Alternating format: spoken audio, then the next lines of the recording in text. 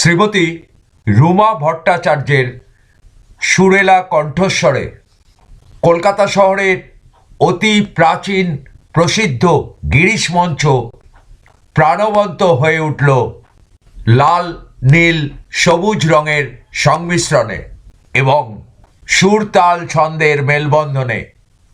বহু পরিচিত এই সুন্দর সঙ্গীত আমাদেরকে আবার শিশু বয়সে ফিরিয়ে দিল। শ্রীমতী রুমা ভট্টাচার্যের পরিবেশিত সঙ্গীতের মাধ্যমে আমরা ভীষণভাবে সকলে উপভোগ করলাম। অসংখ্য ধন্যবাদ জানাই শ্রীমতী রুমা ভট্টাচার্য মহাশয়াকে।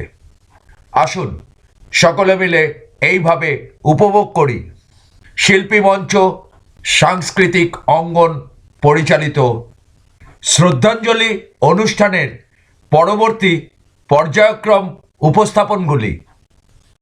উপরিলিখিত আমার ইউটিউব চ্যানেলটির সঙ্গে থেকে উপভোগ করুন প্রতিটি উপস্থাপন শেষ মুহূর্ত পর্যন্ত।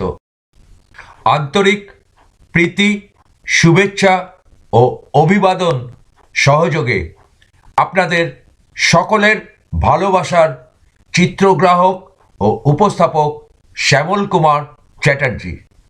সুস্থ শরীরে জীবনের প্রতিটি মুহূর্ত আনন্দে থাকুন। ধন্যবাদ।